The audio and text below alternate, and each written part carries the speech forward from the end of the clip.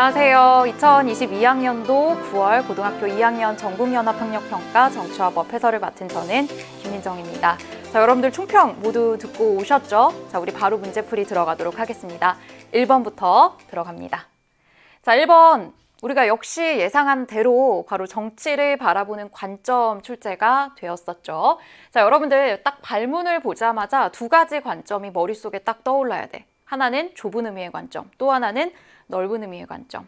자, 보면은 갑과 을의 말을 통해서 각각 어떤 관점을 채택하고 있는지 살펴볼 수가 있고요. 자, 먼저 갑이라고 하는 친구는 정치 권력의 획득, 유지, 행사와 관련된 활동만이 정치입니다. 자, 여기서 중요한 포인트 뭐야? 활동만이. 자, 이것만 정치다라고 이야기하고 있어요. 자, 그렇다면 갑에 드러난 관점은 바로 좁은 의미의 관점이 되겠죠. 자, 이에 반면 을의 대화를 보니까 사회 구성원 간의 대립과 갈등을 조정하고 해결하는 과정이 정치입니다 라고 얘기하고 있어요. 그러니까 국가 고유의 활동이 아니라 사회 구성원이라고 해서 정치의 범위를 훨씬 더 넓게 얘기하고 있죠. 아하, 을의 관점은 넓은 의미의 관점이 되겠구나라는 거. 자, 좁은 의미와 넓은 의미 파악하셨으면 바로 선지 들어갑니다. 1번부터. 갑의 관점은 국가 형성 이전의 정치 현상을 설명하기 어렵다. 바로 정답 나왔습니다. 1번이 되겠죠. 자, 여기서 특히 국가 형성 이전의 정치 현상이라는 말, 이 표현 자체를 굉장히 어려워하시는데, 자, 여러분도 한번 생각해 보세요. 자, 어느 시점이 딱 있어. 어느 시점에 분명히 국가가 형성이 됐을 거야. 자, 그러면 국가가 이때 형성이 됐다? 그 이후를 국가 형성 이후라고 얘기할 거고 그 이전을 국가 형성 이전이라고 얘기하겠지. 자, 그러면 이 국가가 만들어지기 이전에는 얘들아, 국가라고 하는 정치적인 조직체가 있는 거예요? 없는 거예요? 없는 거죠. 자, 그런데 좁은 의미에서 정치를 설명을 할 때는 이 정치라고 하는 건 국가 고유의 현상이다 라고 하는 국가가 우월하고 특수하다라는 관점이 전제되어 있는 거야. 자, 그렇기 때문에 여기서 얘기하고 있는 것처럼 국가가 없었던 시절에 나타났던 정치 현상에 대해서 좁은 의미의 관점으로는 설명하기가 어렵겠죠. 국가만이 정치의 주체가 되니까. 자, 그러면 바로 정답 1번 찾았고요. 우리 오답선지 이어서 봅니다. 2번.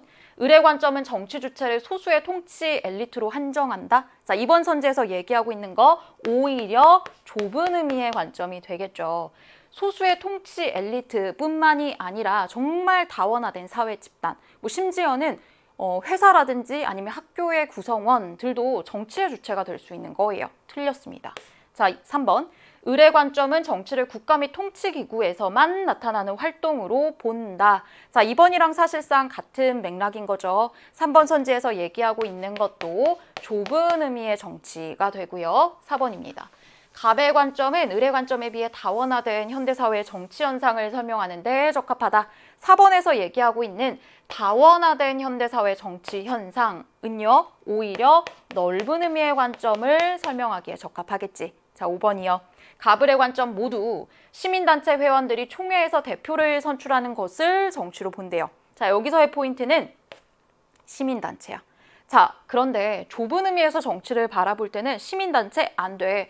국가만이 유일무이하게 정치의 주체가 될 수 있어 라고 보기 때문에 갑의 관점에서는 이 부분을 정치로 인정하지 않겠죠. 자, 그렇기 때문에 틀린 선지였습니다. 자, 1번 문제의 정답은 1번이었고요. 자, 이어서 2번 보겠습니다. 자, 2번은 법의 이념입니다. 여러분들 실제로 우리 정치화법을 딱 처음 공부했을 때 정치와 법에 대해서 공부를 하니까 가장 먼저 첫 번째로 정치의 의미에 대해서 살펴보고 그 다음으로 살펴봤었던 게 바로 법의 이념이었어요. 법이라고 하는 게 추구하고 있는 내재적인 가치라고 해서 우리 세 가지를 공부를 했었어. 자, 얘들아, 뭐랑 뭐가 있었지? 그치? 정의라는 것이 있었고요.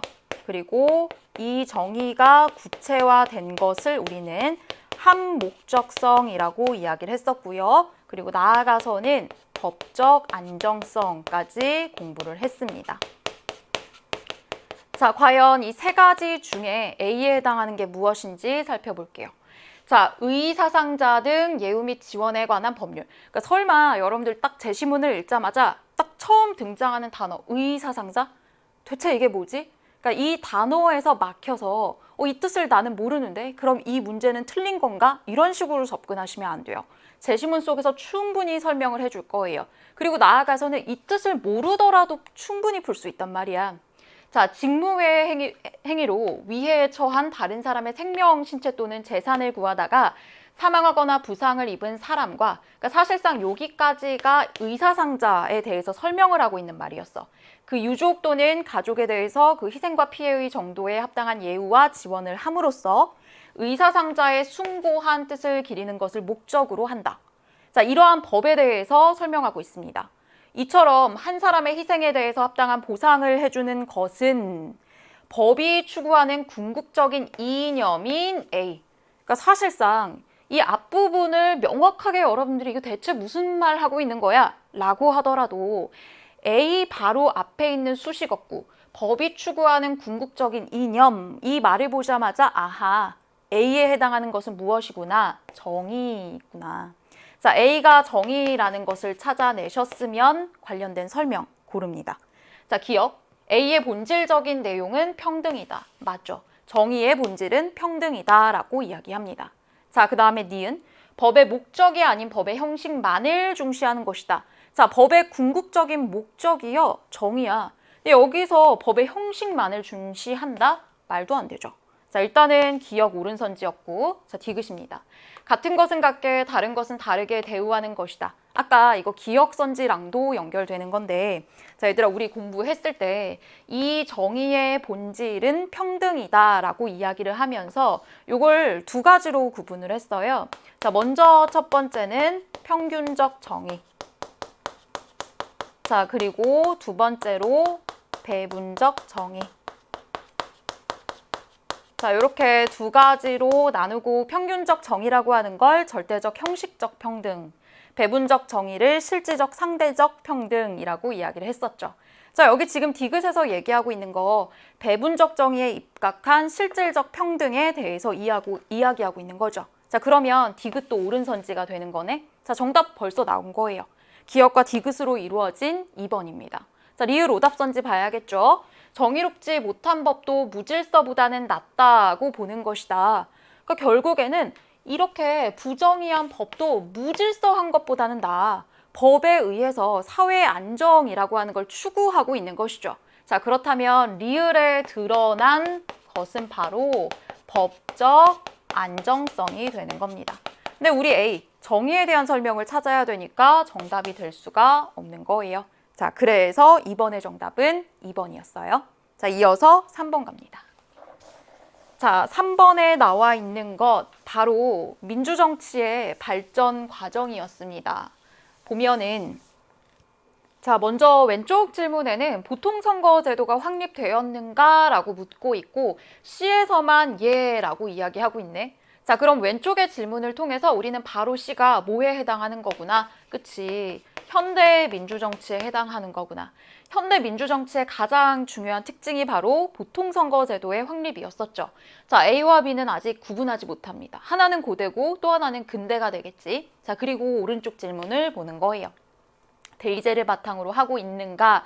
라고 하는 질문에 자, B와 C는 예야. 근데 이에 반면 A는 아니요다. 자, 대의제라고 하는 건 간접민주주의, 간접민주 정치를 뜻하는 거죠. 자, A, 고대 때는 직접민주주의였어. 아하, B는 근대가 되겠죠. 시기 순으로 나왔네요. A, B, C 각각이 고대, 근대, 현대 이렇게 되는 거예요. 자, 그리고 기억으로 갑니다. A에서는 모든 성인에게 참정권을 부여하였다라고 해. 자, 얘들아, 우리 민주정치의 발전 과정 공부를 하면서 이 각각의 특징을 완벽하게 여러분들 공부하셨을 겁니다. 고대 민주정치의 특징은 바로 직접민주정치를 특징으로 하고 또 하나는 제한적 민주정치였었지. 그러니까 대표적으로 여성이라든지 노예라든지 아니면 외국인들의 경우에는요. 정치에 참여해서 제한되어 있었어. 그렇기 때문에 기억처럼 모든 성인에게 참정권을 부여했다라고 이야기할 수가 없는 거죠. 자, 니은입니다. B, 근대에서는 입헌주의 원리를 통해 민주주의를 추구했다. 맞죠? 근대 민주정치의 특징입니다. 헌법에 입각해야 된다. 헌법에 입각한 통치를 뜻하는. 자, 디귿이요. B에서는 C와 달리, 그러니까 근대에서는 현대와 달리 여성의 참정권이 제한되었다. 자, 이것도 맞는 특징이죠. A와 B, 고대 근대 때 나타나는 민주정치의 특징으로 제한적 민주정치. C, 현대에 이르러서야 비로소 보통선거권이 확립되었다. 이기 때문에 디귿도 옳은 선지예요. 자, 그러면 니은과 디귿으로 이루어진 정답은 3번이고요. 리을 보겠습니다. A, B, C 모두 천부 인권 사상의 영향을 받아 발전했다 라고 얘기하는데, 자, 얘들아 한번 잘 생각을 해봐. 우리 공부했었던 거. 자, 고대에서, 근대에서, 그 다음 마지막으로 현대로 이행을 합니다.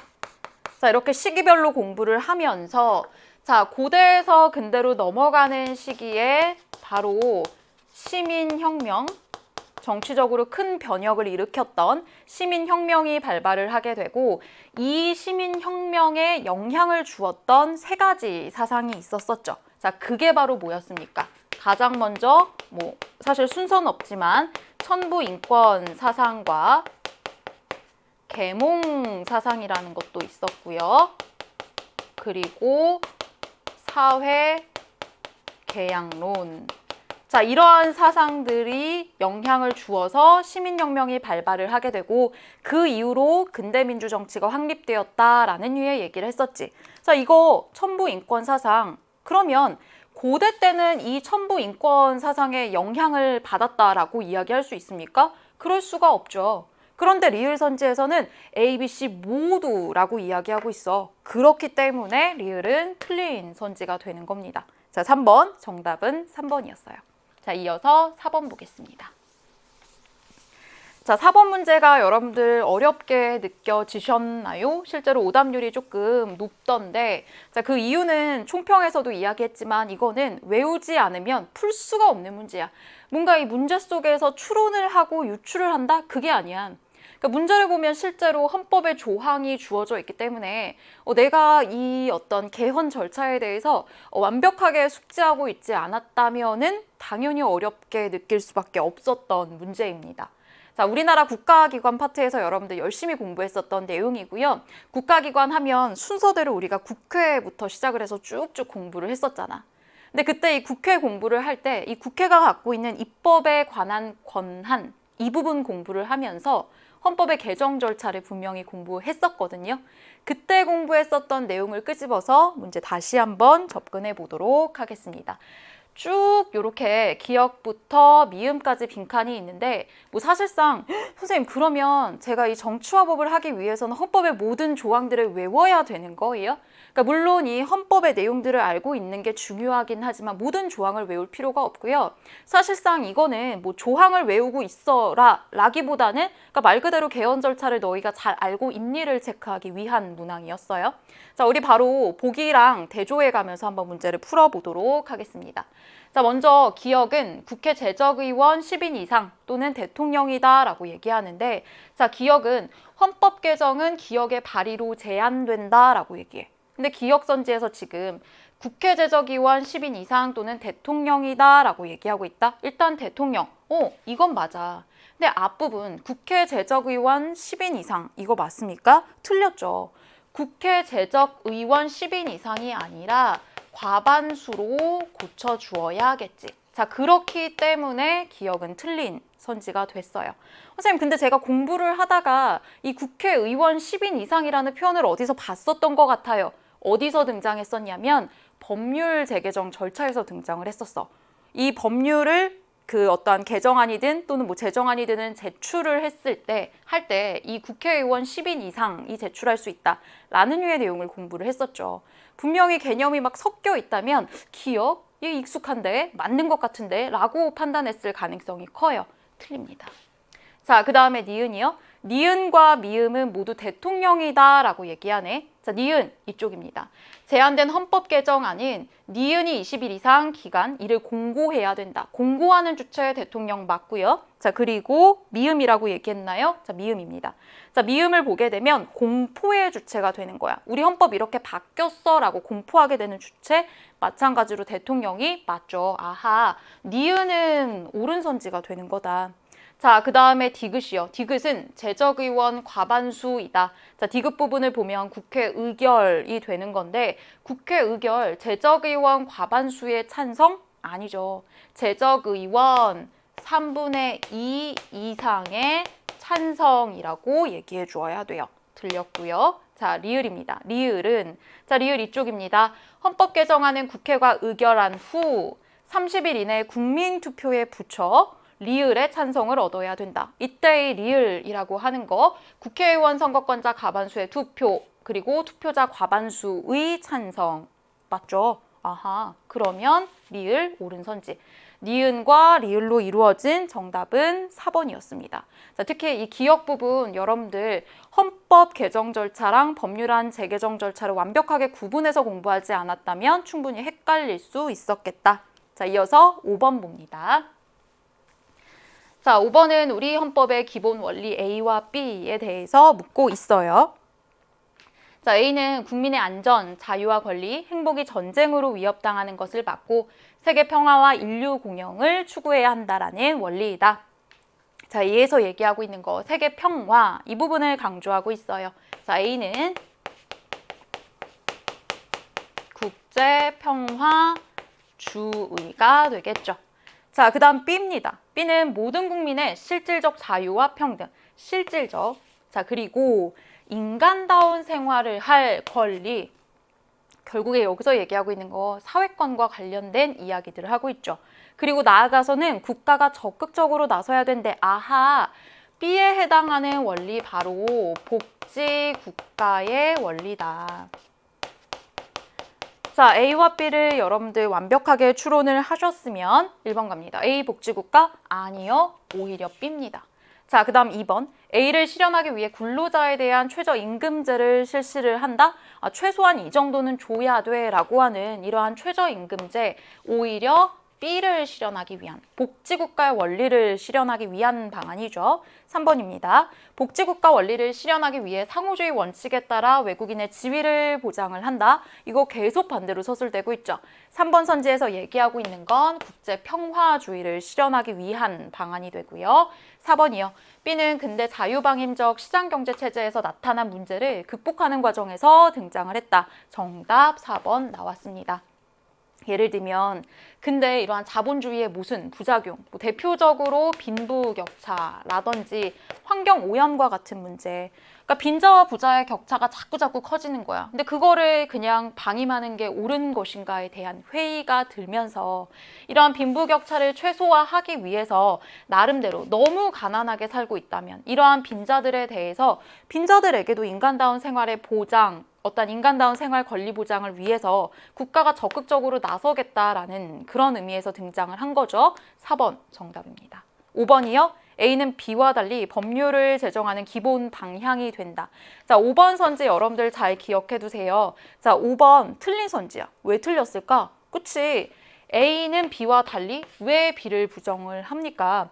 사실상 A와 B 모두가 법률 제정의 기본 방향이 되는 것이죠. 자, 그렇기 때문에 5번의 정답은 4번이었습니다. 자, 이제 뒷페이지로 넘어가서 우리 6번 문제 볼 거예요. 자, 6번은 법치주의의 유형입니다. 여러분들 문제 딱 발문을 보자마자 아하, 형식적 법치주의. 또 하나는 실질적 법치주의가 떠올라야지. 자, A는 법률의 실질적 내용은 묻지 않고 내용 묻지 않겠대. 법률의 형식을 갖춘 규범에 따른 통치라면 법치로 인정된다라고 본대요. 아하, 그럼 A에서 얘기하고 있는 법치주의가 바로 형식적 법치주의가 되겠죠. 자, 그 다음에 B. 사실 우리가 A가 형식이라는 걸 찾았으면 B는 실질일 것 같은 느낌이 강력하게 와. 하지만 끝까지 읽어야 돼. 자, B는 법률의 형식뿐 아니라 법률의 내용도 고려해서 아하, 역시 B는 뭐예요? 실질적 법치주의가 되지. 그래서 어떤 법률이 인간의 존엄성, 국민의 자유 권리를 침해하는 어떤 부당한 것이라면 그에 따른 통치는 그 정당성을 상실한다라고 본다. 아무리 형식을 갖추었다라고 하더라도 그 법률이 너무 부당하다면, 정당하지 않다면 그 정당성은 없어진다. 실질적 법치주의인 거예요. 자, A와 B를 찾아냈다면 1번 갑니다. A는 통치의 형식적 합법성뿐 아니라 정당성도 중시한다? 그렇지 않죠. 합법성만 따지는 것이지. 자, 1번에서 얘기하고 있는 건 오히려 실질적 법치주의에 해당하는 내용이 돼요. B에 해당하는 거. 그래서 틀렸네. 2번. B는 주로 독재자의 통치권을 강화하는 수단으로 이용된다? 자, 지금 2번 선지에서 얘기하고 있는 건 형식적 법치주의의 한계에 대해서 이야기를 하고 있지 반대로 서술이 된 거야. 틀렸어요. 3번. A는 B와 달리 국가기관의 권력 남용을 통제하는 제도를 강조한다. 자, 지금 보면은 국가기관의 권력 남용을 통제하는 제도. 그러니까 이 국가기관이라고 하는 것도 법에 따른 통치를 해야 돼 라는 걸 얘기하고 있으니까 사실상 여기서 얘기하고 있는 건 A와 B 모두에 해당하는 내용이 되죠. 틀렸고요. 4번이요.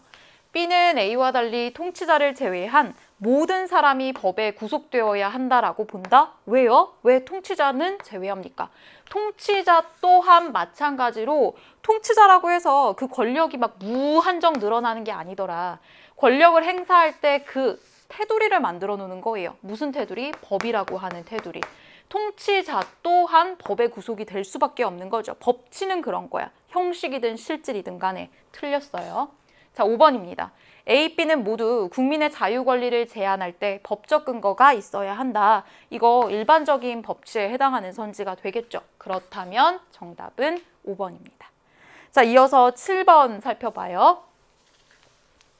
자, 7번은 불법행위 파트가 등장했습니다. 뭐 정치 파트야 사실 초등학교, 중학교 비슷한 내용들을 여러 번 공부를 했을 거야. 근데 사실 우리가 정치와 법 딱 4단원 들어가면서 등장하는 내용들은 좀 생소하죠. 처음 보는 내용들이 되게 많을 거야. 그래서 더 재밌기도 합니다. 자, 불법행위. 자, 이 불법행위의 성립 요건이라고 하는 건 얘들아 이런 거야. 우리가 어떤 사람에게 뭐 손해배상 책임을 묻기 위해서는 결국에는 그 행위 자체가 불법 행위로 성립을 해야 한다는 것이죠. 자, 그럼 법적으로 이것이 불법 행위에 해당하는가? 이 부분을 따지기 위해서는 나름의 요건들이 필요하다는 거야. 이러한 모든 요건이 성립하게 되면 이를 일반 불법 행위라고 이야기를 하고 이를 근거로 우리는 손해배상 책임을 묻게 되는 것이죠. 그래서 실제로 여기 보면은 뭐 가해 행위, 손해 발생, 그리고 이 둘 간의 인과관계, 고의 또는 과실, 위법성, 책임 능력 이런 거 전부 다 불법 행위의 성립 요건에 해당을 했지. 자, 보면 1번 바로 갈게요. A에는 전방 주시 의무를 게을리하며 운전을 하던 중 사고를 내 앞차의 운전자를 다치게 한 갑의 경우가 해당할 수 있다. 근데 A의 케이스를 보면은 다 온데 중간에 위법성이 없어지는 거야. 자, 이걸 우리 뭐라고 얘기했었지? 위법성 조각사유라고 이야기를 했었어. 근데 1번 여기서 얘기하고 있는 거 위법성 조각사유에 해당하지 않죠. 위법성 조각사유해서 뭐 정당 방위, 긴급 피난, 자구 행위, 피해자의 승낙, 정당 행위 이런 것들 해당하지 않죠. 틀렸습니다. 자, 그 다음 2번. B를 보면 B는요, 고의 또는 과실이 없는 경우를 뜻해요. 자, 그런데 B에는 전동 킥보드를 타던 중 조작 실수로 행인을 치여서 다치게 한 의뢰의 경우가 해당할 수 있다라고 얘기해요. 실수로라고 얘기하고 있는 부분에서 이미 과실이 인정이 되어버리죠. 근데 B는 고의 또는 과실이 부정되는 경우이기 때문에 2번도 마찬가지로 틀린 선지가 되겠죠. 자, 이어서 3번이요. 3번은 C입니다. 자, C를 보면은 C에는 책임 능력이 인정되지 않아요라는 거. 다른 부분은 전부 다 긍정, 긍정, 긍정. 자, C에는 놀이터에서 공놀이를 하다가 실수로 공을 놓쳐서 이웃에게 찰과상을 입힌 경 5살의 경우가 해당할 수 있다. 우리가 이 책임 능력 5살 정도면 책임 능력이 없다로 얘기를 할 수가 있죠. 자, 그렇다면 정답 3번 나왔습니다. 7번, 3번이었고요. 이어서 4번 보겠습니다. 자, D인데 D는 보면 전부 다 5, 5, 5, 5 다 긍정되고 있어요. 근데 4번에 등장하는 사례를 보니까 자신을 향해 달려오는 야생 멧돼지를 피하기 위해 어쩔 수 없이 이웃집 현관문을 훼손한 정의 경우가 해당할 수 있다. 근데 지금 D는 뭐 특히 여기서의 위법성이라고 하는 부분도 인정되고 있죠. 근데 아마 여러분들 딱 4번 읽자마자 지금 여기 4번에서 얘기하고 있는 거 이거 무슨 경우야? 그치? 긴급 피난의 경우다 라고 얘기를 할 수 있죠. 그러니까 너무 긴급한 상황인 거야. 그래서 내가 부득이하게 이럴 수밖에 없었던 거잖아. 긴급 피난은 위법성 조각에 해당을 했습니다. 근데 위법성이 있어야 되기 때문에 D에 해당하지 않는 거겠죠. 자, 5번이요. A, B, C는 D와 달리 일반 불법 행위가 성립한다. 일반 불법 행위가 성립하기 위해선 불법 행위의 모든 요건들이 다 갖추어져야 해. 근데 A, B, C를 보세요. 무언가는 지금 이렇게 결여가 되어 있지. 그렇기 때문에 A, B, C가 일반 불법 행위 성립한다라고 당연히 이야기할 수가 없겠죠. 그래서 7번 문제 정답은 3번이었습니다. 자, 이어서 8번이요. 자, 8번은 정치 과정입니다. 여러분들 3단원, 대단원 3단원 딱 처음 공부했을 때 데이비드 이스턴의 투입산출 모형 공부했었던 생각 나시죠? 실제로 그 그림 그대로 등장을 했네. 같이 보자. 자, 기억부터 갑니다. 정당은 니은에 해당한다. 이거 정말 여러 번 사실 강조를 했었던 부분이기는 한데 정당은 얘들아 정책결정기구에 해당하지 않아. 틀렸습니다. 정당은 오히려 정치 주체 쪽에 넣으셔야 되는 거예요. 자, 우리가 이 정책결정기구라고 하기 위해서는 국가기관, 입법부, 행정부, 사법부 또는 지방자치단체를 뜻하기 때문에 기억은 틀렸어요. 자, 그 다음에 니은이요. 시민의 입법청원, 이런 법을 좀 만들어주세요 라고 하는 거. 이게 디귿의 사례에 해당합니까? 자, 디귿은 산출이야. 산출이라고 하는 건 정책결정기구에 의해서 구체적인 정책이 결정되고 집행되는 과정을 뜻해. 근데 시민들이요, 이런 법을 만들어주세요 라고 청원하는 거잖아. 산출일 리가 없죠. 오히려 투입 쪽에 가깝겠지. 자, 디귿이요. 시민단체, 이익집단 모두 리을, 정치 주체에 해당한다. 그렇죠. 시민단체와 이익집단 정치 주체로서 정책결정기구에 뭐 특정 정책을 만들어주세요 라고 요구하고 지지할 수 있는 거잖아. 디귿 옳고. 자, 리을이요. 선거에 참여하는 것은 기업과 미음의 사례에 해당을 한다. 기업과 미음, 투입과 환류에 해당을 한다. 뭐 특정 정당을 지지를 합니다. 뭐 저는 A당을 또는 B당을 또는 C당을 지지합니다 라고 하는 거. 투입의 과정이라고 볼 수 있고요. 그래서 실제로 A당 출신의 누군가가 딱 이제 대통령으로서 정권을 이제 잡았어요. 근데 내가 보기에는 너무 잘했다라고 판단이 되는 거야. 그렇다면 차기 이제 대통령 선거에서 A당 출신의 후보자를 또 뽑을 수가 있는 거겠죠. 자, 그런 것들은 환류의 과정, 재평가의 과정이라고 볼 수 있는 거잖아요. 자, 그렇기 때문에 기업과 미음, 선거 참여 사례에 해당한다라고 얘기할 수가 있는 거예요. 자, 그러면 8번 디귿과 리을로 이루어진 정답은 5번입니다. 자, 이어서 9번 갈게요. 자, 우리나라 국가기관이 등장을 했습니다. 자, 보면은 무려 A, B, C, D, E까지 나왔어. 그러니까 그렇기 때문에 우리가 여기 지금 각각의 제시문에서 이 5개의 국가기관이 무엇인지를 하나하나 일일이 다 찾아냈어야 했어요. 자, 보면 먼저 첫 번째로 네모통상조약 A 비준 동의 완료. 그러니까 이러한 조약에 대해서 A가 비준 동의를 했다라는 부분을 보자마자 아하, A는 뭐가 되겠구나. 그치? A는 요 옆에다 쓸게요. 국회가 되겠지. 자, 국회의 주요한 조약, 체결 비준에 대한 동의권에 대해서 얘기하고 있는 거. 자, 그 다음에 B, 신임 C에 동그라미 C를 임명을 했습니다. 뭐 여기까지는 아직 알 수 없어요. 자, B는 지난달 30일 신임 C에 동그라미를 임명을 했습니다.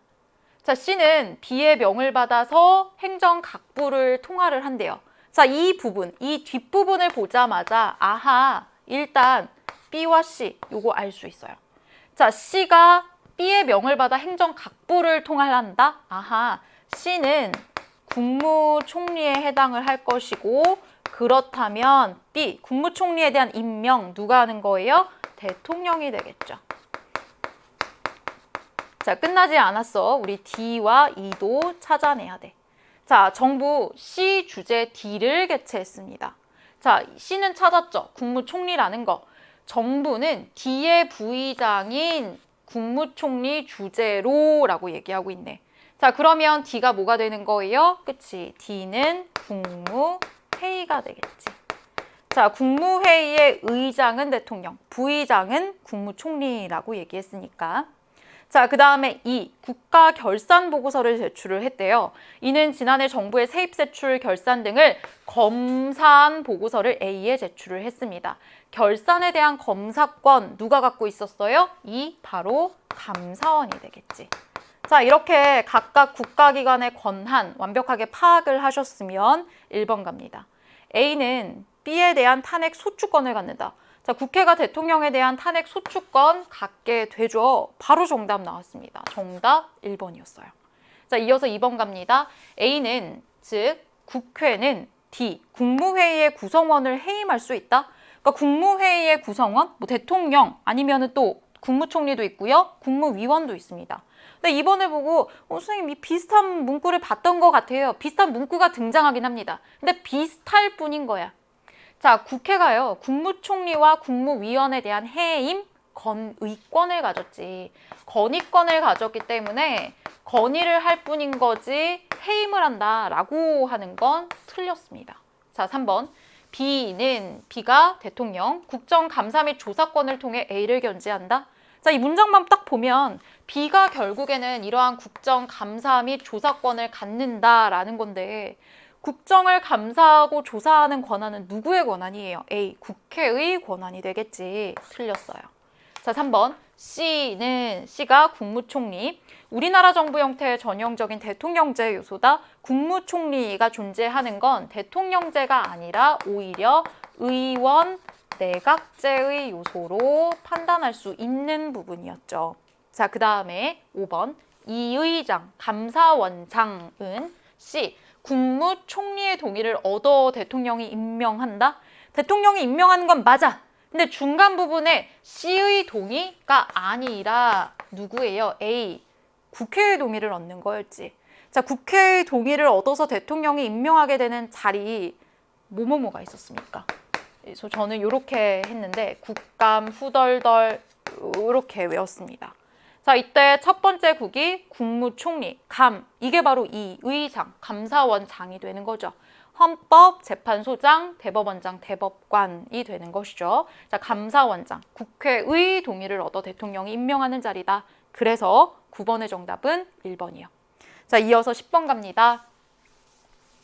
자, 10번은 정부 형태에 대해서 출제가 됐고 딱 완전 정부 형태만은 아니고 그 정부 형태와 그 다음에 약간은 선거제도 이 부분이 같이 결합돼서 문제가 나왔습니다.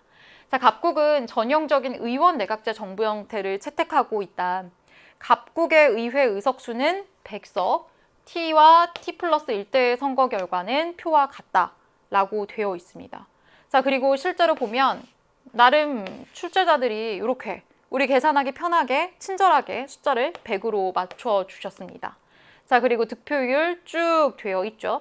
갑국의 의회 의원은 지역구 의원으로만 구성이 되고요. 자, 그 다음에 두 번째 단서 조항을 눈 크게 뜨고 살펴봐야 돼. T대의 선거구 수는 100개입니다. 자, 근데 보면 T대의 의석수 100개죠. 아하, 의석수와 지금 선거구 수가 동일하다라는 얘기는 선거구당 한 명의 의원을 배출했다라는 뜻이 되는 거야. 자, 그를 통해 판단할 수 있는 거, 아하, T대는 소선거구제를 채택했다라는 거예요. 자, 그 다음에 T 플러스 1대의 선거구 수는 몇 개야? 50개, 50개다라고 얘기해. 근데 T 플러스 1대도 여전히 의석수는 100이죠. 아하, 만약에 소선거구제였다면 선거구 수가 50개니까 의석수는 50개밖에 되지 않아. 그런데 선거구 수는 50인데 의석수는 100이라고 하는 얘기는 결국 어떠한 선거구에서는 뭐 2명, 3명을 뽑았다는 얘기가 되는 거잖아. 선거구당 동일한 의석을 배출을 했다면, 동일한 수의 의석을 배출했다면 뭐 예를 들면 50개의 선거구 각각에서 2명의 의원을 배출, 뭐 이런 식으로 나올 수 있다라는 거죠. 아하, 이를 통해 T 플러스 1대 같은 경우에는 중대 선거구제를 채택한 거구나. 자, 이 부분을 여러분들 유추할 수 있었어야 돼요. 자, 그리고 기억 갑니다. 자, T대에는 동일 선거구 내에서 당선자 간의 표의 등가성 문제가 발생할 수 있다.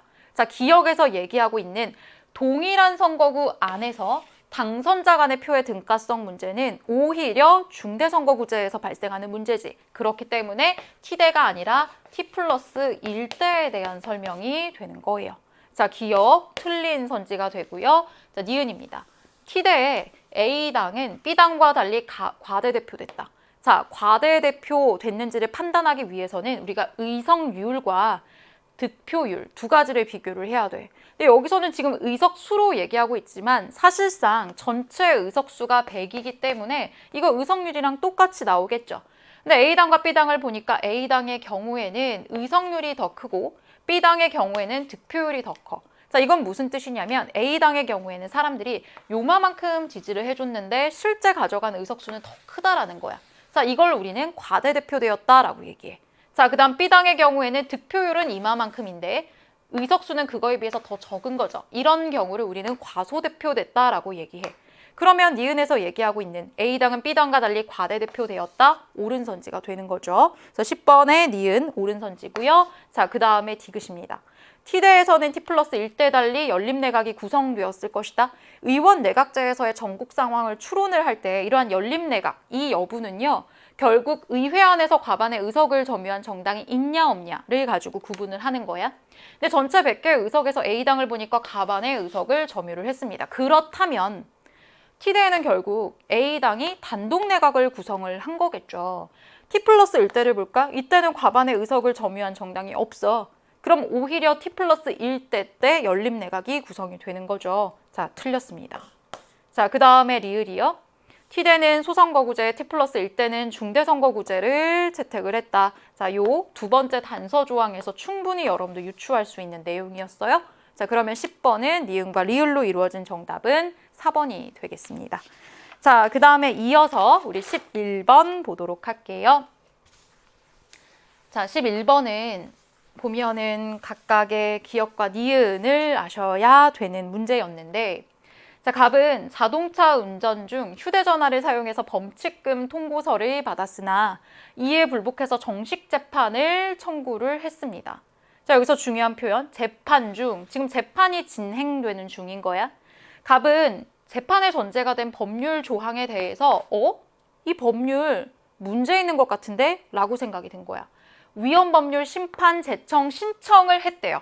그런데 어떻게 됐다? 기각이 됐어. 법원 쪽에서 받아들이지 않은 거야. 자, 그래서 이에 해당 법률 조항의 위헌 여부에 대한 헌법소원 심판을 청구했다라고 얘기해요. 아하, 지금 위헌법률 심판 제청 신청을 했는데 법원이 이를 기각해서 헌법소원 심판을 제청을 했네. 그럼 니은의 경우에는 어떤 헌법소원 심판? 위헌 심사형 헌법소원 심판이 되겠구나.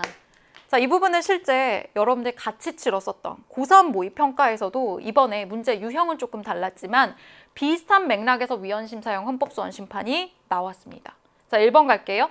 기억은 갑의 신청 없이 법원이 직권으로 할 수 없다. 위헌법률 심판 제청이라고 하는 거 법원 직권으로 할 수 있죠. 틀렸고요. 자, 2번입니다. 니은은 위헌심사형 헌법소원 심판이다. 바로 나왔습니다. 정답 2번. 3번. 니은의 결과에 불복할 경우 갑은 대법원에 상고할 수 있다. 헌법소원 심판이라고 하는 건 헌법재판소에서 결정을 내리게 되죠. 근데 우리 헌법재판소의 결정은 상고, 불복의 대상이 아니었었지. 틀렸어요. 4번.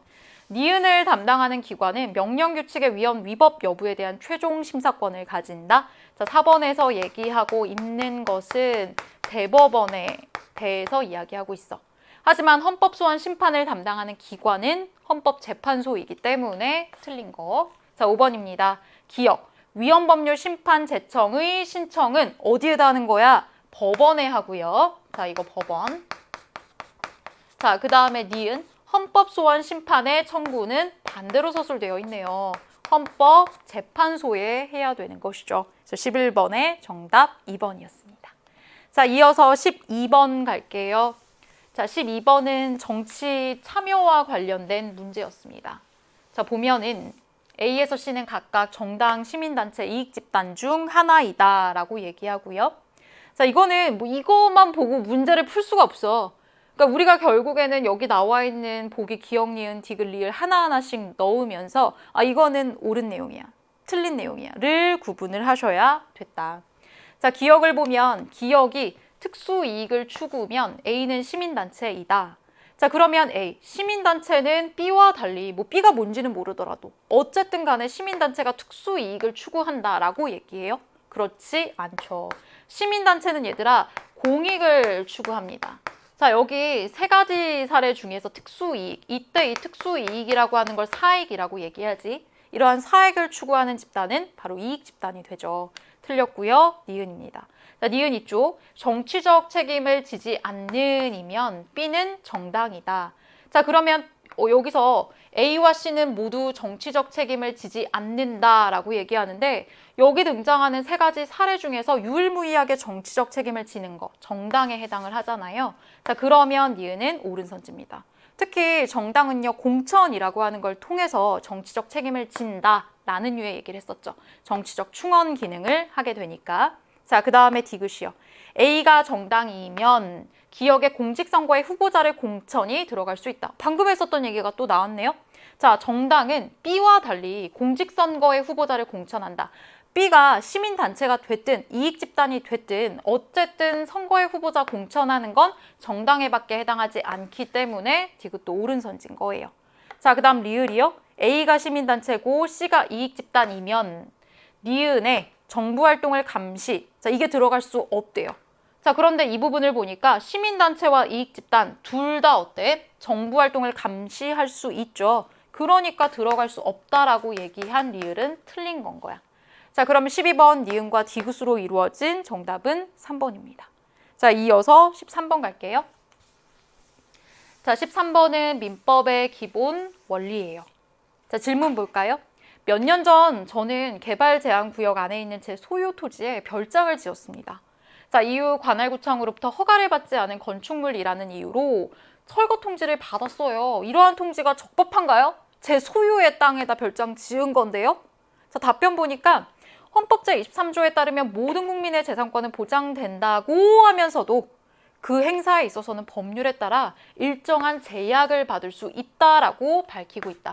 그러니까 기본적으로 이 어떠한 재산권이라고 하는 걸 존중하지만 일정한 범위 안에서 제한할 수 있다라고 얘기하죠. 따라서 개발제한 구역 내 토지에 대한 사유재산권의 행사가 행정처분으로 인해 제한된다고 하더라도 이를 위법한 것이라고 볼 수 없어. 이거 문제 없는 거야 라고 얘기하고 있어. 자, 이 답변의 근거가 된 민법의 기본 원리, 바로 소유권 공공복리의 원칙이 되는 거겠죠. 자, 1번 갈게요. 개인의 소유권은 공공복리를 위해서 제한될 수 있다. 바로 정답 나왔습니다. 1번이요. 자, 2번. 개인은 자신에게 고의나 과실이 있는 경우에만 책임을 진다. 얘들아, 선지 2번에서 얘기하고 있는 건 과실 책임의 원칙이 되는 거겠죠. 자, 3번이요. 개인은 국가의 간섭 없이 자기의 의사에 따라 법률 관계를 형성할 수 있다. 간섭 없이 내가 자유롭게 계약이라고 하는 걸 체결할 수 있어. 3번에서 얘기하고 있는 게 바로 계약 자유의 원칙이 되겠지요. 자, 이어서 4번. 계약의 내용이 사회질서에 반하거나 공정하지 못한 경우에는 법적 효력이 발생하지 않는데요. 4번에서 얘기하고 있는 건 계약 공정의 원칙이 되겠지요. 자, 그 다음에 5번 갑니다. 자, 5번. 과실이 없는 경우에도 일정한 요건이 충족되면 그 행위로 발생한 손해에 대해서 배상 책임을 질 수 없다. 과실이 없어도 일정 요건 갖추면 책임져야 된대. 자, 5번에서 얘기하고 있는 건 뭐예요? 맞습니다. 무과실 책임의 원칙이 되는 거죠. 13번의 정답 1번이었습니다. 자, 이어서 14번이요. 자, 14번도 보면 전형적인 정부 형태. 그러니까 이번 모의고사에서 우리 정부 형태가 2개의 문항이 출제가 됐죠. 자, 여러분들 10번에서 물론 10번 같은 경우에는 정부 형태랑 그다음 선거제도가 좀 결합되기는 했지만 그러니까 이 14번 문제는 좀 순수하게 정부 형태와 관련된 문제가 등장했습니다. 자, 보면은 일단 쭉 A와 B. 자, 그리고 아래의 단서 조항. 단 A에서는 B와 달리 행정부 수반이 법률안 거부권을 갖는데요. 자, B와 달리 A에서 행정부 수반이 법률안 거부권? 아하, 법률안 거부권 어디 거야? 그치, 대통령제. 아하, 그러면 A가 대통령제, 그리고 B가 의원 내각제가 되겠구나. 잘 안 보이죠? 여기 옆에다 쓸게요. 의원 내각제가 된다. 자, 1번. A에서 행정부 수반은 의회에 대해서 정치적 책임을 집니까? 그렇지 않죠. 자, 행정부 수반은 오히려 국민에 대해서 책임을 지지. 왜? 대통령제에서 이 대통령은요, 국민으로부터 선출이 됐기 때문에. 자, 그 다음 2번. B에서 의원 내각제. 행정부 수반은 국가 원수의 지위를 동시에 갖는다. 그렇지 않죠. 이번 선지에서 얘기하고 있는 행정부 수반과 국가 원수가 동일한 것은 오히려 대통령제의 특징. 의원 내각제에선 다르죠. 틀렸습니다. 3번. 가에는, 자, 가 이쪽이요. 그러니까 이 가라고 하는 질문은 대통령제에 긍정하는 질문이 들어가야 돼. 의원 내각제로는 아니요 라고 답변할 수 있어야 되고, 행정부가 법률안 제출권을 가지는 가가 들어갈 수 있다. 자, 행정부의 법률안 제출권이 인정되는 것은 오히려 의원 내각제의 특징이죠. 그럼 틀렸지. 자, 그 다음에 4번이요. 나에는, 자, 나를 보면은 대통령제, 의원 내각제 둘 다 긍정할 수 있는 질문. 자, 국민의 선거에 의해서 의회가 구성되는가가 들어갈 수 있다. 그렇죠. 자, 우리 대통령제, 의원 내각제 도식화했었던 그림을 잘 기억을 해보면 입법부, 의회라고 하는 건 국민에 의해서 선출이 됐어. 자, 그렇다면 4번, 완벽하게 옳은 선지가 되죠. 자, 5번입니다. 다를 보면 다는 얘들아 대통령제는 아니요. 근데 이에 반면 의원 내각제 쪽으로 긍정할 수 있는 질문이 들어가야 돼. 근데 5번에서 다에는 사법권의 독립이 보장되는가가 들어갈 수 있다. 자, 사법권의 독립이 보장되는 것은 대통령제, 의원 내각제 모두에 해당하는 특징이죠. 자, 그러면 틀린 선지가 되네요. 14번의 정답 4번이었어요. 자, 이어서 15번 갑니다. 자, 15번은 민주선거의 기본 원칙이 등장을 했고요. 자, 거소투표제입니다. 자, 거소투표는 유권자가 일정한 사유로 사전투표일이나 선거일에 투표소를 방문할 수 없을 때 자신이 머무르는 장소에서 선거관리위원회가 보내준 투표용지에 기표한 후 이를 우편으로 보내는 제도이다. 그러니까 말 그대로 내가 살고 있는 곳에서 나의 거주지에서요 투표하고 우편으로 보내는 그런 제도를 거소투표제라고 얘기해. 자, 이는 유권자가 제한 없이 투표에 참여할 수 있도록 함으로써 실질적 선거권을 보장하려는 것이다. 자, 기억에서 얘기하고 있는 민주선거의 원칙. 제한 없이 누구나가 뭐 일정 연령에 도달을 하면 투표에 참여할 수 있도록 하는 거래요. 그러니까 제한 선거 부분에 반대되는 원칙이 되겠지. 자, 그러면 기억에 해당하는 건 뭘까? 그치. 보통 선거에 해당을 하겠죠. 아마 문제 풀다가 딱 보기 선지 딱 구성을 보고 3, 4, 5가 평등 3개고 그 다음 보통 선거 2개네? 그럼 왠지 이 앞부분은 평등 선거이지 않을까? 뭐 이런 이유로 접근을 하면 안 돼, 얘들아. 기억은 완벽하게 일정 연령에 도달하면 누구나 제한 없이 선거에 참여할 수 있다는 걸 뜻하니까 보통 선거가 되죠. 자, 그 다음에 니은입니다. 하지만 투표 과정 중에 투표자의 기표 내용이 공개될 수가 있어서 이를 예방하기 위한 방안이 마련돼야 된다. 공개선거 원칙에 반대되는 니은은 바로 비밀선거가 되겠습니다. 그럼 정답은 2번 나왔고요. 16번 갑니다. 자, 16번 또다시 법 파트가 등장을 했습니다. 사례들이 등장을 하면 즐겁고 재밌는 마음으로 읽는 거야. 자, 미성년자 계약 파트고요. 고등학생 갑은 나이 확인해야 돼. 미성년자. 자, 을이 운영하는 신발 가게에서 고가의 한정판 운동화를 구매를 했습니다. 계약을 맺은 거죠. 갑은 이 운동화의 가격이 자신의 용돈 범위를 크게 벗어나 구매를 망설였어요. 너무 비싼데? 용돈보다도 넘는데? 구매를 망설였어. 한정판 운동화를 되팔면 이익을 얻을 수 있다고 판단했어요. 자, 다음날 갑의 법정 대리인 병은 갑이 자신의 동의 없이 동의하지 않았는데 고가의 운동화를 구매한 사실을 알게 되었습니다. 그러니까 결국에는 갑과 을이 이 매매 계약을 체결할 당시에는 법정 대리인의 동의가 없었다.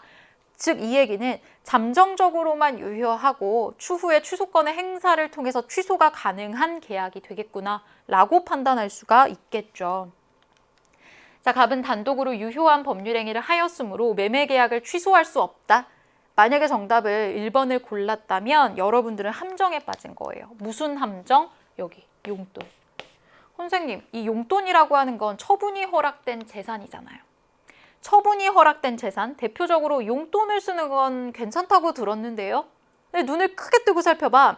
용돈 범위를 벗어난 거야. 자, 그렇기 때문에 1번 틀렸죠. 자, 그 다음 2번입니다. 갑이 을과의 매매 계약을 취소하기 위해서는 병의 동의를 얻어야만 한다.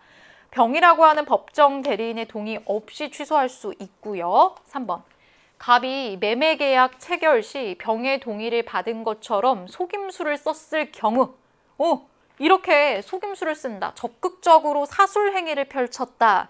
자, 그런 경우에는 갑과 병 모두 매매 계약을 취소할 수 없다. 그렇죠. 3번 정답 등장했네요. 3번에서 얘기하고 있는 게 여러분들 취소권의 배제 케이스가 되는 거죠. 자, 정답 3번. 이어서 4번. 병의 동의가 없었으므로 갑의 매매 계약은 무효다? 무효가 아니라 취소 가능한 계약. 일당 잠정적으로 유효한 거. 자, 여러분들 우리가 일상에서는 무효, 취소 뭐 비슷한 거 아닌가요? 근데 이제 비슷하면 안 돼. 법적으로, 법적 개념으로 접근하셔야 됩니다. 무효와 취소는 서로 다른 개념이었죠. 구분해야 된다. 자, 5번. 병은 을에게 일정 기간을 정해서 매매 계약을 유효로 할지 여부에 대한 확답을 촉구할 수 있다. 확답을 촉구할 권리, 선생님 저 이런 것도 공부했었던 것 같아요. 근데 이 앞부분을 봐. 병은 그러니까 법정 대리인이 지금 을이라고 하는 미성년자랑 거래한 상대방한테 확답을 촉구한다고요? 이거 오히려 반대로 서술된 거죠. 병이 을한테 하는 것이 아니라 누가 누구한테 하는 거야. 을이 병한테 당신의 자녀가 나랑 이런 류의 계약을 맺었는데 이거 어떻게 하실 거예요? 라는 거잖아. 자, 그렇기 때문에 5번 틀린 선지가 되겠어요. 자, 그 다음에 이어서 페이지를 넘기면 17번입니다. 자, 17번 기본권 문제가 나왔고요. A, B는 각각 자유권 또는 사회권 중 하나이다. 자, 첫 번째 질문을 보니까 역사적으로 가장 오래된 기본권인가? 역사적으로 가장 오래된 권리 해서 자유권의 특징으로 공부를 했었어, 마침. 자, A가 라고 얘기하네. 아하, A가 자유권. 그러면 아니오라고 얘기하고 있는 B가 사회권이 되겠죠. B는 실제로 현대적 권리라는 표현을 썼습니다. 자, 그 다음에 두 번째 질문 보니까 뭐 다른 기본권의 보장을 위한 수단적 성격의 권리인가? 자, 여기 두 번째에서 얘기하고 있는 건 기본권 중에서 청구권에 해당을 하는 거죠. 그래서 자유권의 아니오라고 얘기하고 그러면 니은 사회권에도 뭐라고 얘기해야 돼? 아니오라고 얘기해야 돼. 자, 그리고 1번 갈게요. A는 국가 권력으로부터 간섭받지 않을 권리이다. 그렇죠. 정답 1번 나왔습니다. 국가야 간섭하지만 나 좀 자유롭게 좀 내버려 둬 라고 하는 소극적 권리, 자유권의 중요한 특징이었었죠. 자, 1번 정답이고요. 자, 2번입니다. B는 국가의 정치 과정에 참여할 수 있는 권리이다. 눈 크게 뜨고 정치 과정에 참여할 수 있는 권리래. 아하, 2번 선지에서 얘기하고 있는 것은 참정권이 되겠죠. 자, 틀렸고요. 3번입니다. A는 B와 달리 적극적 성격의 권리이다. 아하, A는 소극적, 사회권이 적극적 권리. 자, 반대로 서술됐어요. 자, 그 다음 4번. 기억은 얘다. 아니오라는 거. 자, 그 다음 5번. 가에는 자, 가를 보면은 자유권은 아니요. 그러니까 자유권과 구분되는 사회권의 특징이 들어가야 되겠지. 다른 기본권 보장의 전제 조건이 되는 권리인가가 들어갈 수 있대요. 자, 5번에서 얘기하고 있는 기본권은 바로 평등권이 되겠죠. 자, 그렇기 때문에 틀렸어요. 그래서 17번의 정답은 1번입니다. 자, 이어서 18번 볼게요. 자, 18번은 지방자치 파트 2고요. 자, 옳지 않은 것을 골라야 하는 문제였습니다. 자, 우리나라에서 주민들이 지방자치에 참여할 수 있는 방법에는 어떤 것들이 있는지 발표해 볼까요? 자, 그리고 이렇게 교사의 질문은 끝까지 일단 봐야 돼. 가장 끝으로 가니까 네, 모두 옳게 발표했습니다. 그럼 이 학생들, 가불병정의 이 발표들을요, 그냥 편한 마음으로 읽으시면 되는 거야. 자, 이거 바로 우리 선지랑 이렇게 대응하면서 살펴보도록 할게요. 지방자치단체는 광역자치단체와 기초자치단체로 구분되는 거 맞죠? 자, 그 다음 두 번째. 지방의회는 지방자치단체 의결기관에 해당한다. 맞죠? 자, 그러면 지방자치단체장은 뭐야? 집행기관. 자, 그 다음 3번. 니은 지방의회 의원은 지역구 의원과 비례대표 의원으로 구성된다. 이것도 맞아요. 계속 옳은 내용. 4번입니다. 미음은, 자, 미음을 보니까 지방자치단체의 장은 법령 또는 디귿, 조례의 범위 내에서 규칙을 제정할 수 있다. 그렇죠. 법률과 명령 또는 조례 범위 안에서 규칙 제정권, 지자체장이 갖는 거 맞죠? 자, 그 다음 5번이요. 미음은 지방자치단체의 장은 비읍, 주민 소환 대상에 해당하지 않는다? 그렇지 않아요. 지방자치단체 장도 주민 소환의 대상이 될 수가 있죠. 지방의회 의원, 비례대표 의원을 제외하고 지방자치단체 장도 주민 소환의 대상이 될 수 있습니다. 그럼 이게 틀렸으니까 정답은 5번이 되겠죠. 이런 디테일을 여러분들이 잘 잡아내셨어야 돼요. 자, 그 다음에 19번 갈게요. 자, 19번은 특수불법행위 문제가 등장을 했습니다. 자, 먼저 첫 번째, 갑이 운영하는 커피 전문점 직원 을은 음료를 전달하던 중 실수로 뜨거운 음료를 쏟아서 병의 손에 화상을 입혔습니다. 지금 여기서 딱 읽어낼 수 있는 건 갑과 을이라고 하는 이 두 관계는 노사관계다. 업무 중인 상황인 거죠. 을이 이제 노동자가 될 것이고 그 다음에 여기 갑이 사용자가 될 거예요. 자, 그리고 병이 지금 화상을 입은 상황인 거죠. 자, 1번 볼까요? 갑의 사용자 배상 책임이 인정되면 병은 을에게 손해배상을 청구할 수가 없다? 그렇지 않죠. 청구할 수 있는 거예요. 그러니까 일단은 여기서 병에 대한 을의 일반 불법 행위가 성립되어야 되는 거고 지금 이 상황 자체가 일을 하던 중이라고 하는 특수한 상황이기 때문에 이 경우에는 병이 이제 갑에게 사용자 배상 책임을 또 물을 수가 있는 거죠. 자, 그 다음 2번입니다.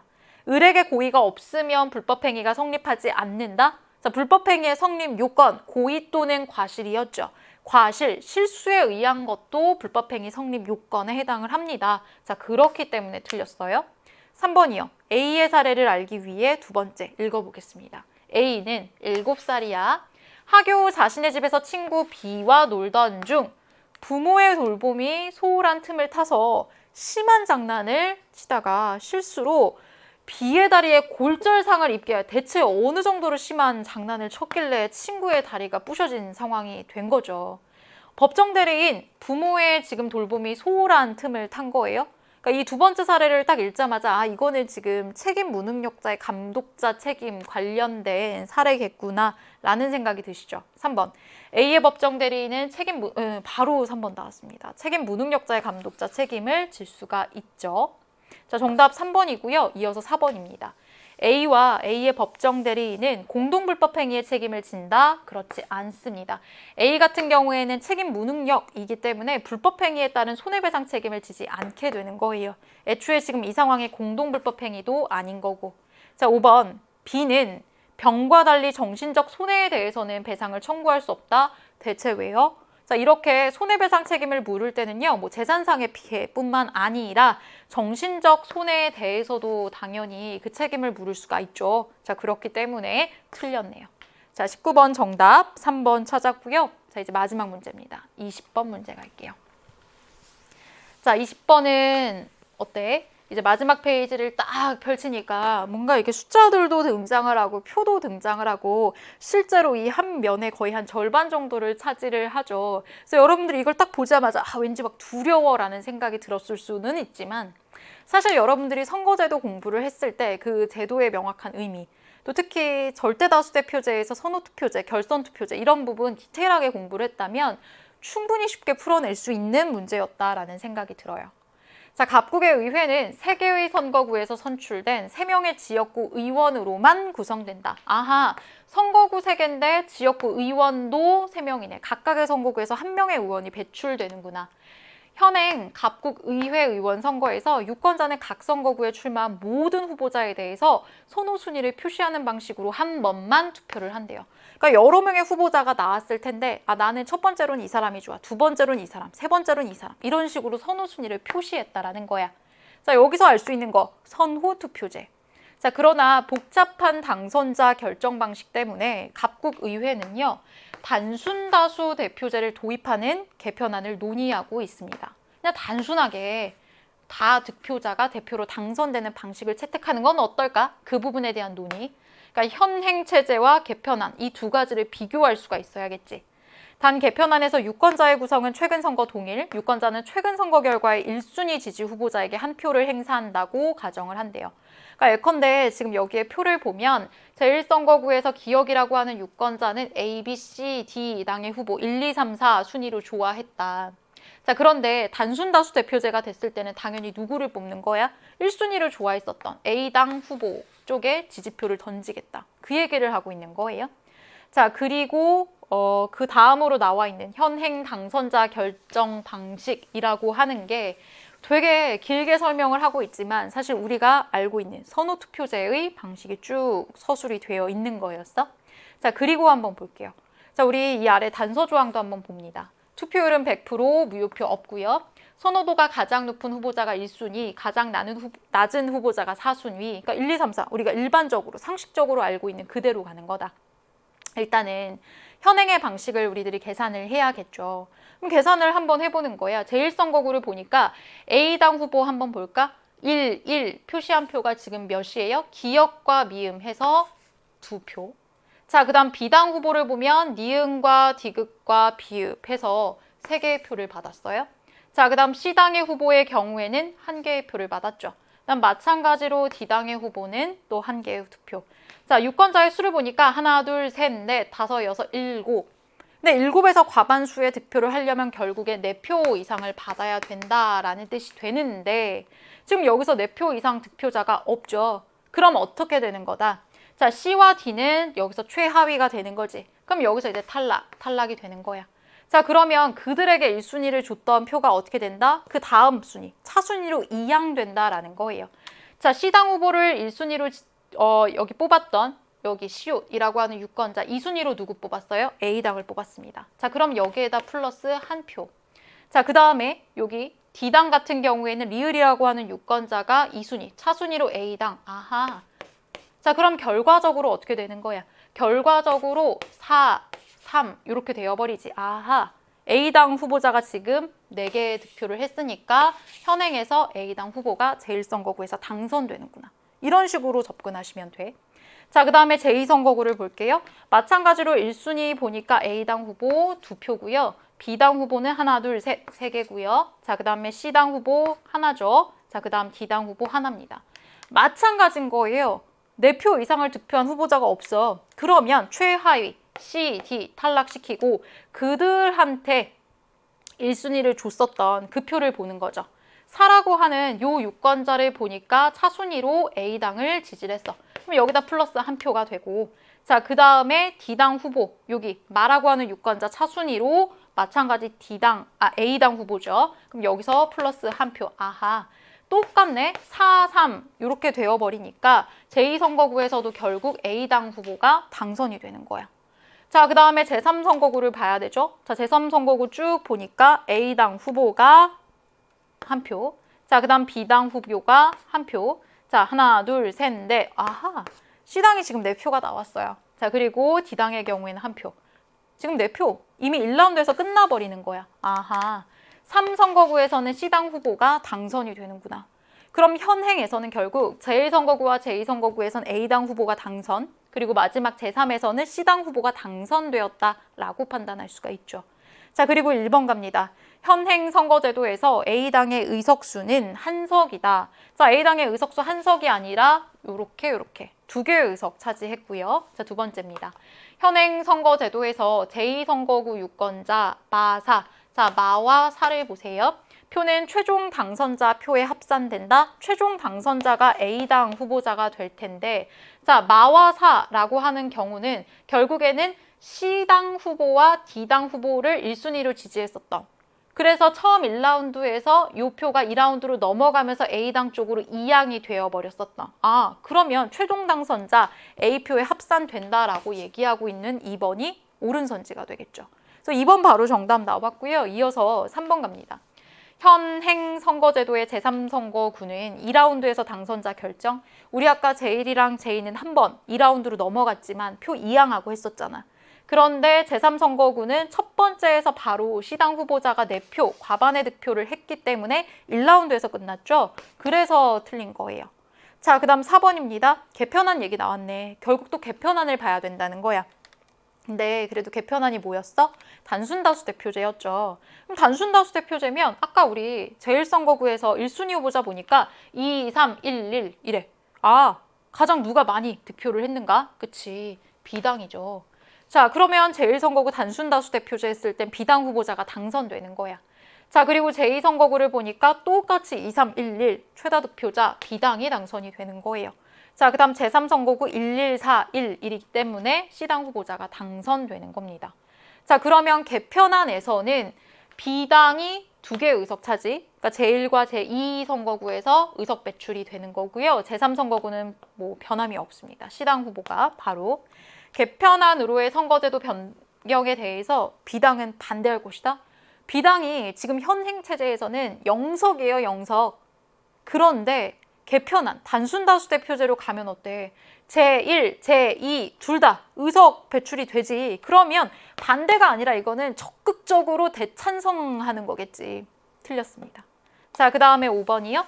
개편안을 적용을 하면 당선자가 바뀌는 선거구는 1개가 아니라 제1과 제2가 바뀌기 때문에 2개다라고 판단할 수가 있겠죠. 자, 그래서 20번의 정답은 2번이었습니다. 이렇게 선거제도까지 문제 풀어봤고요. 아마 문제 풀면서 좀 헷갈리고 힘들었어 라고 하실 수도 있지만 사실 고3까지 생각을 했을 때 뭐 대단하게 이 선거제도가 엄청나게 막 손도 못 댈 정도로 어렵게 출제됐다는 아니었어. 근데 분명히 여러분들이 어렵게 느꼈을 수 있거든요. 그 이유는 뭐냐면 낯설어서 그런 거야. 아직 많은 문제들을 접해보지 않았기 때문에. 이제 차근차근 정치화법을 수능에서 선택한다면 차근차근 시작하시면 되고요. 충분히 강의 듣고 있는 여러분들 정복하실 수 있습니다. 자, 재밌죠? 재밌는 마음으로 강의 끝까지 들었기를 바라고 여러분들 시험 보느라 고생하셨고요. 그럼 저는 여기서 마치도록 하겠습니다.